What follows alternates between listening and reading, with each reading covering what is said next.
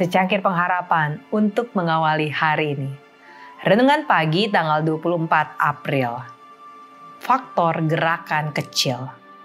Mazmur 139 ayat 3 berfirman, Engkau memeriksa aku kalau aku berjalan dan berbaring. Segala jalanku kau maklumi. Saya masih bisa mendengar suara ibu saya yang berkata kepada saya ketika saya masih kecil. Duduk saja dengan tenang. Berhentilah bergerak-gerak. Dengan patuh, saya akan memaksa diri saya untuk duduk diam. Tidak lama kemudian, saya akan lupa dan menggaruk lengan saya, menggoyangkan jari kaki saya, atau menggeliat di kursi. Dia sudah menegur saya ratusan kali.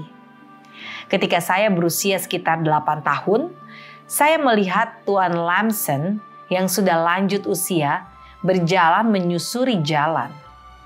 Tangannya gemetar hebat saat dia berjalan. Ibu saya memberitahu saya bahwa dia mengidap penyakit tari Santovitus, kelainan saraf otot Sydenham, dan tidak dapat menahannya.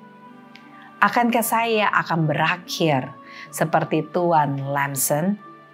Saya menyimpulkan bahwa jika saya bisa tetap diam selama 5 menit, maka saya tidak menderita penyakit yang sama seperti Tuan Lamson.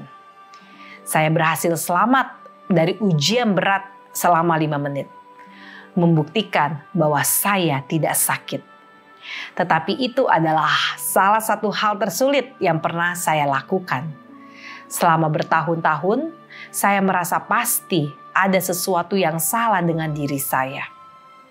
Komentar seperti, "Tidak bisakah kamu berhenti bergerak?" bahkan telah membuat saya merasa bersalah karena saya tidak bisa duduk diam seperti orang lain. Jadi, untuk menyesuaikan diri, saya berusaha lebih keras. Tetapi tidak lagi. Akhirnya saya mendapat dukungan atas kebiasaan bergerak saya.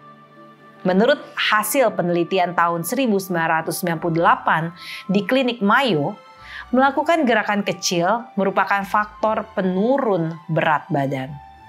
Selama 8 hari, 16 relawan mengkonsumsi 1000 kalori ekstra. Berat badan mereka bertambah. Yang tertinggi mencapai 16 pon. Tetapi yang lain bertambah sedikitnya 2 pon. Dr. Michael Jansen yang melakukan pencobaan tersebut mengatakan perbedaannya adalah faktor gerakan kecil. Mereka yang merupakan orang yang melakukan pergerakan kecil secara alami, berat badannya bertambah lebih sedikit. Sungguh sebuah penegasan bagi saya.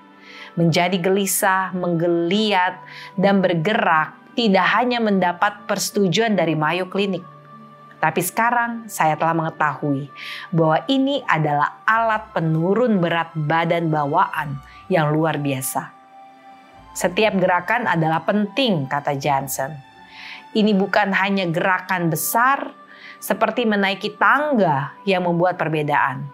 Akan tetapi itu termasuk sering berdiri, melakukan peregangan, mengetukkan kaki, atau menggoyangkannya. Dia membicarakan pola hidup saya. Faktor gerakan kecil membuat saya menyadari betapa mudahnya kita hanyut dalam rasa bersalah. Segera ketika ada orang yang mengerutkan kening dan tidak menyetujui apa yang kita lakukan, kita menganggap mereka benar. Kita segera mengubah perilaku atau mencoba untuk berubah. Jika melanjutkan cara lama kita, seperti yang saya lakukan, rasa bersalah merasuki hidup kita. Sekarang saya mendapat dukungan ilmiah untuk bergerak ketika saya berdoa, berdiri ketika membaca, dan berjalan ketika saya berpikir.